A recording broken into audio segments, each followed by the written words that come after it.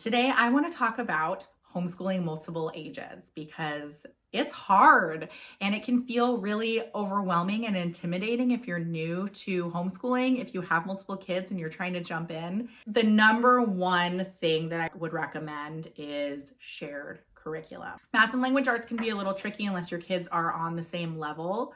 So I do separate those out and do those separately. Social studies, science, art, those I all do together. And that can also be tricky if you have a stretch of grade levels because you need to meet each child where they are. I understand that, especially if you're coming from a public school mindset like I am. I didn't homeschool before 2020. This was new to me. I'm so glad that I found it because it's working for our family, but it's hard to get out of that mindset of like, okay, well, this year we have to do this and next year we have to do that and they have to learn at their level. But you can actually make it work for multiple ages. So like for science, we tend to do like science unit studies. And the way that I do that is we're all learning the same content, but I have higher expectations for my older learners and lower expectations for my younger learners. So that means that my younger learner may just color a picture or, narration. She may tell me something that she learns and I write it on the whiteboard and she copies it in her notebook. Whereas the older child, if we're going to narrate about what we learned, I'm expecting a few sentences or a paragraph. I'm, expecting him to be able to answer questions. Maybe he leads the lab that we're doing. So I just have higher expectations for him. And my middle one, it kind of depends. My fourth grader, I do have higher expectations for her as well. So I do them all together. And so what our science lessons usually look like is like we do some reading, we usually watch a video, we do a lab of some sort, some kind of demonstration or experiment because my kids really want that. I've tried to cut them out and they've given me a hard time. So we do that. And we just do it all together. I buy one curriculum. And if there's like work pages or whatever, we do it all together. And I have lower expectations for completion for my younger one and higher expectations for completion for my older one. And it's working really, really well for us. We've been doing that since the beginning. Same for social studies. So, there's so many great history programs out there. We learn the history together. We're currently using Curiosity Chronicles. So that looks like we go through the questions before we listen to the chapter so they can listen for them, because I learned that works really well for some of my kiddos. We listen for the questions.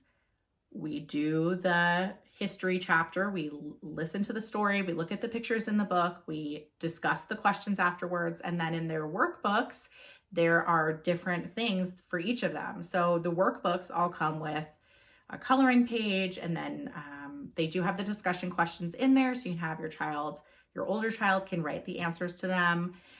The vocab, they have to like match the vocab. I 100% expect my sixth grader and fourth graders to do that. Sometimes my fourth grader needs help. My sixth grader usually does it independently. If he doesn't know the answer, I have him go directly to the history book and find the answer. I do not give him the answer at sixth grade. Or if there are occasionally times where they add vocab in there that wasn't covered in the chapter, he has to do his research. I give him our Usborne history book, or I have him go to the internet and he finds the answers because he is old enough to do the research on his own. My fourth grader, we do the vocabulary together. I help her with it. My first grader does not do the vocabulary unless she wants to. Occasionally she wants to.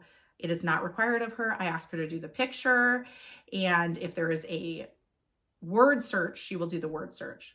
But it varies. So it'll be like a word search or a crossword or a word scramble. She'll usually do the word search. Sometimes she does the word scramble. The crossword is too challenging for her at first grade. I don't expect that of her. But my sixth grader should absolutely be doing the entire crossword and be able to answer those questions. So we do it all together as a family. We listen to the chapter together. We watch the videos together. We discuss together. We go to the table and we do it all together. So instead of me, I got to do science with this kid and I got to go science do with this kid and I got to do science with this kid, something would fall off. I wouldn't be able to, there's only one of me. I wouldn't be able. Now, as my oldest gets older, He may do his own science, but that is something that I would set him up to do independently with a textbook. But doing it together, that is the key. I am telling you, we do it together. Another thing that we do together is our shared read alouds. Now, I've gone back and forth, and you can look at my other videos. I've talked about this. Some years I assign specific novels for my son to read, and some years I don't. This is a year where he is not assigned any novels. I told him he could have the year off. He reads so much. I'm not worried about it. Next year, I think I will probably, when he's in 7th grade, he's going to have some history specific novels assigned to him for what we're learning in history. And that'll be another way that I add on to his learning to make sure it's meeting him at his level while still making it a shared learning experience. So we are doing read alouds together. We do Blossom and Root level 4 language arts. We don't do their like specific like word study piece. We're just doing some of their projects, the reading assignments, and she also talks about some literary analysis pieces. And so we discuss that as a family, and I am amazed how much my 1st grader understands from that. And I think the exposure is great. Even my 3-year-old sits and listens better than any of my other kids did at 3. She sits and listens to chapter books.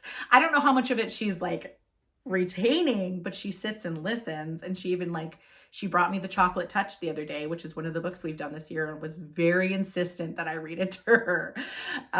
So we do the reading together. We discuss the literary analysis together. There are some journal prompts that go with it.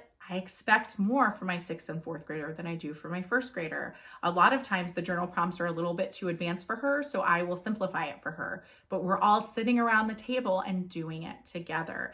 And if there's a project that goes with it, I have them sometimes even do it together. The 3 of them do one project. They work together. They're learning to work as a team. The older one's helping the younger one's learning from the older ones. So it really works for us, and it's less stress for me, and they are all learning independent work and starting early. So what does that mean? That means that I work one-on-one with all of my students in different ways for each kiddo, right? I still work at one-on-one with my 6th grader. We do his writing, IEW writing together. He sometimes needs help with math. He needs help with a couple of other things. We sit and do them together. But there's also stuff that's set up for them to do independently. So even with my 1st grader, she has something she does with me, like she does Logic of English Foundations, which is her phonics program. That is 100% parent-led, and I do that with her. She also has a few workbooks that she does on her own. She is a total workbook kid. She loves her workbooks. At the beginning of the year, I planned on her alternating. She does them all every day. I'm not saying you have to do that, but if you can set them up, even the littlest ones with handwriting. Handwriting is a really great way to give them something that they can practice on their own, that they can visually look at, so you don't have to explain how to draw the A necessarily. They can be copying the picture, and they can work independently while you can work one-on-one with another child. So we do that a lot. I have certain areas of curriculum that each of my kids has that is mostly independent. Now, again, if they need help, like my 1st grader does Explode the Code, and so does my 4th grader. Every once in a while, they have a question and they don't understand the assignment, and I help them, of course. But if I can set 2 of them up for independent work and work one-on-one with one child, that works a lot better. And sometimes that means not all sitting in the same space. I know a lot of people like to have all 3 of their kids, or how many ever kids they have, around them, and they're working with all of them at the same time. And we have tried that, and sometimes that can be really hard. They get distracted, they're bouncing, they're making noises, they're fidgeting. So sometimes that means that we come here to my bed. I do Logic of English with my 1st grader in my bed a lot, or we go to the couch, or kids disperse and they go in their rooms. My son goes and does his math in the other room or in his bedroom. So I work one at a time with them while the other ones are doing independent work. That works really, really well to just alternate. So that is it. That's how I personally teach multiple ages and homeschool multiple ages. I hope that I was able to share something that is helpful for you. And if you have any tips or ideas for me, please leave it below in a comment. I love to learn what you do, what works for your family. I'm always looking for new tips. If you liked this video, I would love it if you give me a thumbs up and subscribe to my channel, and I will see you next time.